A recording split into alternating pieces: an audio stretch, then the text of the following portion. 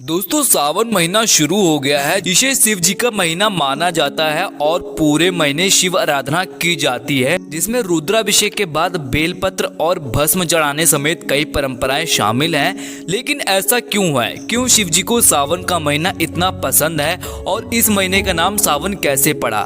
तो आइए जानते हैं शिव पूजा की परंपराएं और प्रचलित कथाओं के बारे में। सावन दक्षिणायन में आता है जिसके देवता शिव जी हैं, इसलिए इन दिनों शिव जी की आराधना सबसे फलदायक मानी जाती है। सावन के दौरान बारिश का मौसम होता है। पुराणों के मुताबिक शिव जी को चढ़ने वाले फूल पत्ते बारिश के मौसम में ही होते हैं, इसलिए सावन में शिव पूजा की परंपरा बनी। स्कंद पुराण में भगवान शिव ने संतव कुमार को सावन महीने के बारे में बताया कि मुझे श्रवण बहुत प्रिय है। इस महीने की हर तिथि को व्रत और हर दिन पर्व होता है, इसलिए इस महीने नियम संयम से रहते हुए पूजा करने से शक्ति और पुण्य बढ़ते हैं। इस महीने का नाम श्रवण क्यों? स्कंद और शिव पुराण के हवाले से जानकार इसकी दो वजह बताते हैं। पहला, इस महीने पूर्णिमा तिथि पर श्रवण नक्षत्र होता है, इस नक्षत्र के कारण ही इस महीने का ये नाम पड़ा। दूसरी वजह, भगवान शिव ने संतव कुमार को बताया कि इसका महत्व सुनने के योग्य है जिससे सिद्धि मिलती है, इसलिए इसे श्रवण कहते हैं। इसमें निर्मलता का गुण होने से ये आकाश के समान है, इसलिए इसे नभा भी कहा गया है। सावन का महत्व बताते हुए महाभारत के अनुशासन पर्व में अंगिरा ऋषि ने कहा है कि जो इंसान मन और इंद्रियों को काबू में रखकर एक वक्त खाना खाते हुए श्रवण मास बिताता है उसे कई तीर्थों में स्नान करने जितना पुण्य मिलता है। शिव जी से जुड़े 3 रहस्य। नंबर 1, पार्वती माता की परीक्षा। देवी सती ने ही पार्वती माता के रूप में दूसरा जन्म लिया था। इस जन्म में भी शिव को पति के रूप में पाने के लिए वे कठिन तप कर रही थी। शिव जी ने पहले सप्तऋषियों को पार्वती माता के पास उनकी परीक्षा लेने के लिए भेजा।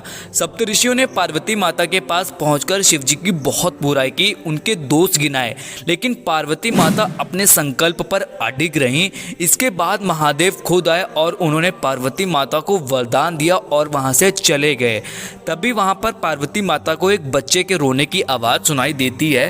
पार्वती माता जहां पर तप कर रही थी उसी के पास मौजूद तालाब में एक मगरमच्छ ने एक बच्चे का पैर पकड़ रखा था। पार्वती माता वहां पहुंची और मगरमच्छ से बच्चे को छोड़ने के लिए कहा। मगरमच्छ ने अपना नियम बताते हुए इनकार कर दिया कि दिन के छठे पैर में जो भी मिलता है वह उसे आहार बना लेता है। इस पर माँ पार्वती ने पूछा, उस बच्चे को छोड़ने के बदले तुम क्या चाहोगे? मगरमच्छ ने कहा, अपने तप का फल मुझे दे दो तो मैं इस बालक को छोड़ दूंगा। पार्वती माता तत्काल तैयार हो गई, पर मगरमच्छ ने उन्हें समझाया कि वे क्यों एक बालक के लिए अपने कठिन तप का फल उसे दे रही हैं। लेकिन पार्वती माता ने दान का संकल्प किया। उनके ऐसा करते ही मगर का शरीर चमकने लगा और अचानक बच्चा और मगर दोनों वहां से गायब हो गए और उनकी जगह शिवजी प्रकट हो गए। उन्होंने बताया कि वो उनकी परीक्षा ले रहे थे। चूंकि पार्वती माता ने अपने तप का फल महादेव को ही दिया था, इसलिए उन्हें दोबारा तप करने की जरूरत नहीं रही। नंबर 2, कामदेव को भस्म किया। शिव जी को कामांतक भी कहते हैं। इसके पीछे एक कथा है। तारकासुर ने ब्रह्मा जी से 2 वरदान पाए थे। पहला ये कि तीनों लोकों में उसके समान कोई ताकतवर नहीं होगा और दूसरा ये कि केवल शिव पुत्र ही उसे मार सकते हैं। तारकासुर जानता था कि देवी सती के देहांत के बाद शिवजी समाधि में जा चुके हैं, जिससे शिव पुत्र होना असंभव था।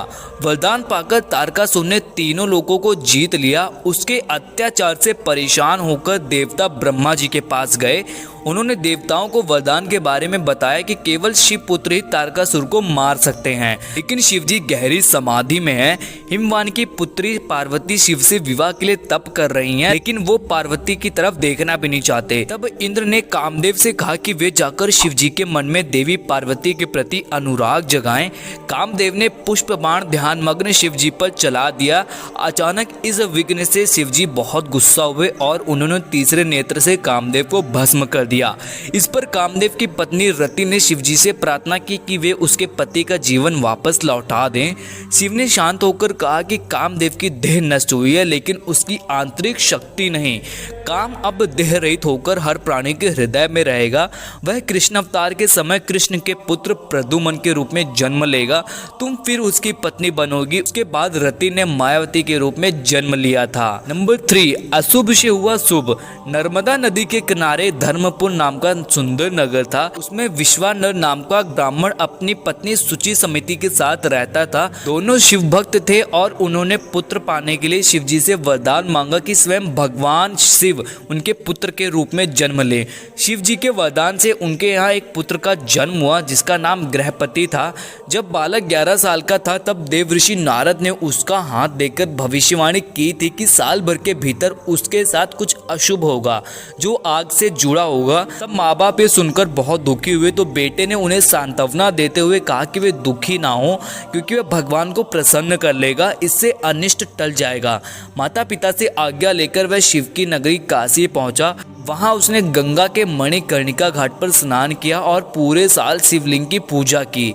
जब नारद मुनि द्वारा बताया अनिष्ट समय आया तो देवराज इंद्र ने प्रकट होकर उससे वरदान मांगने को कहा, लेकिन बालक ने वरदान लेने से मना किया और कहा कि वो केवल भगवान शिव से ही वर प्राप्त करेगा। ये सुनकर इंद्र बहुत गुस्सा हुए और उन्होंने उस बालक को सबक सिखाने के लिए वज्र उठा लिया।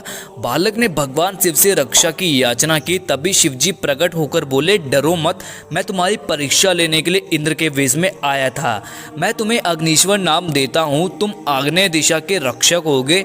जो भी तुम्हारा भक्त होगा उसको अग्नि, बिजली या अकाल मृत्यु का डर नहीं होगा। अग्नि को शिव जी का एक रूप माना जाता है, वो शिव जी का तीसरा नेत्र भी है। तो दोस्तों ये थे शिव जी से जुड़े कुछ रहस्य। कमेंट सेक्शन में हर हर महादेव लिखना ना भूलें। मिलेंगे किसी अगली इन्फॉर्मेटिव वीडियो में, तब तक के लिए टेक केयर, बाय बाय और हर हर महादेव।